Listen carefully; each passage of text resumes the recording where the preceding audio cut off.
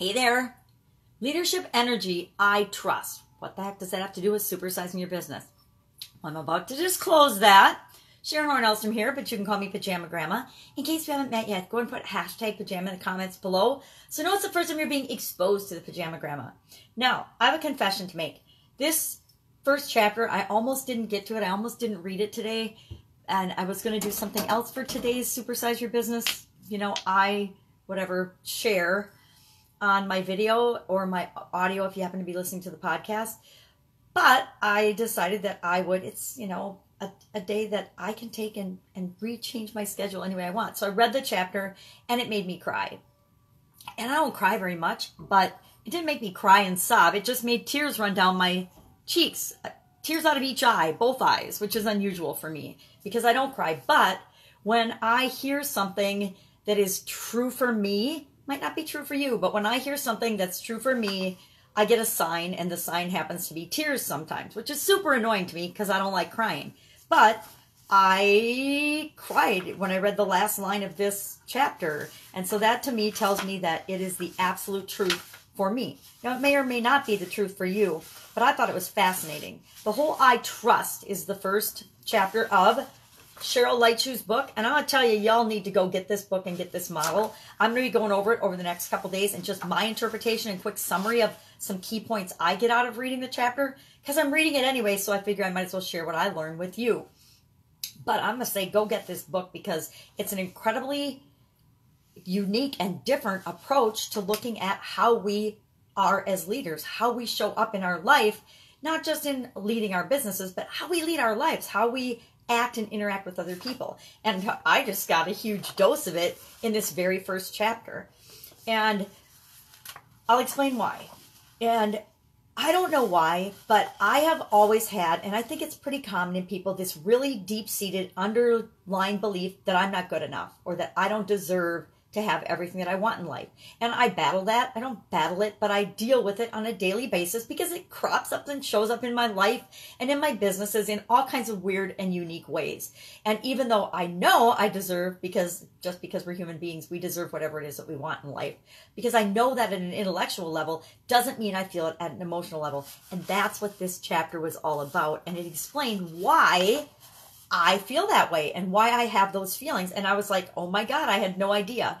And what surprised me the most about it is that these feelings and these biological energies get seated in our body and in our being at a very young age, like before we're born up to 6 months. So that's before we have any language or any way of understanding or communicating things, yet we tell ourselves in language and words that we're not good enough, we're scared, we're nervous, we're worried. Are we capable? Are we confident? Can we do this? This is a new thing. I've never done it before. Will I be able to pull it off?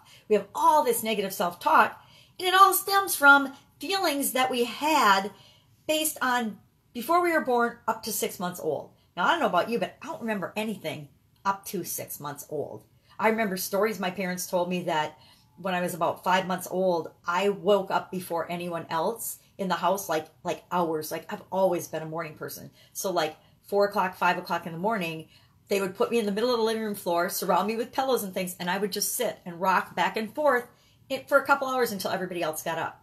What the heck does that mean? Why did I do that? I have no idea. But reading this, that might be where I felt a disconnect of everybody else is sleeping, and I wouldn't have been able to express this in words like I can now, but everybody else was sleeping, and I'm here in this room alone, rocking back and forth and self-soothing. I don't know, but that might be what's led me to this whole feeling of I'm not good enough, I'm not worthy, I don't deserve, which is ridiculous because the premise of I Trust is that I am successful because I am here. I am successful. I am worthy of whatever I want because I exist right here, right now in this moment, because I am a human being. So she talks about the foundation of that. Incredible. She shares stories of 2 leaders and how this is playing out in their life and what they've done to deal with it, which is really, really powerful. Whenever you hear other people's stories, it's super powerful. And she ends the chapter with an action item, which I, of course, love because I like to share action items every day of something that you can do if you recognize this in your life right now to address it. And some of the things she says, which are really interesting and I didn't expect, here's some things you should do. And basically because they pull you into the present moment. She said jogging, foot massage, pounding your feet on the floor several times a day, walking barefoot outside in the grass or sand. We got snow, so I won't be doing that one right now. But I do love walking outside in the grass.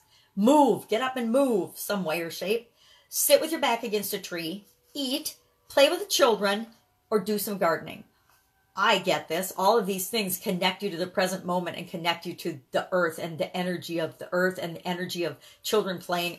I understand this.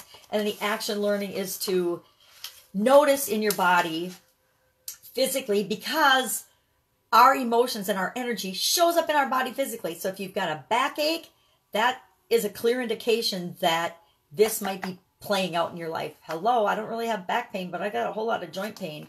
So what she says to do is notice when you're feeling fear or negative energy, which is usually fear. Where's it showing up in your body? Mine's usually in my stomach. I get a gut ache, or like right below my heart, I get a twinge that hurts. And then I get this thing in my back. So on a scale of 1 to 10, 1 being low, 10 being high, how strong is the fear or the worry that you're experiencing when you're noticing the physical symptom? And then when you notice the physical symptom, ask yourself, what would it be like if I just felt this on this scale of 1 to 10, 2 points less? Instead of thinking it's got to be perfect, what if my back just hurt? Instead of being at a 7, it was at a 5. How would that make me feel? And then do one of the things from the list I just mentioned and ask yourself, do that during the day. So say I'm going to walk in the grass during the day. So I'm going to walk in the grass during the day when I'm noticing that I'm feeling nervous or worried about something. And then at the end of the day, I'm going to ask myself, did that work? Has the worry subsided? Did my fear score go down?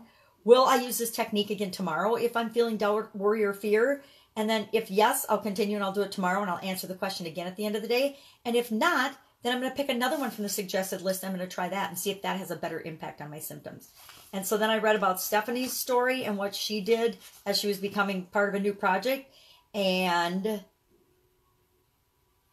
I don't know, but when I read that, I had tears running down my cheek. And because I had gone back and I read, iTrust, I am successful because I am here. And it made me cry. And that means that this whole chapter is an absolute truth for me. So I will, of course, be implementing one of these things today. And I encourage you to do the same. That's it. I'll see you tomorrow with I Connect, because that is the next step in the leadership energy model, the leadership bioenergy, how you add bioenergy to your leadership style.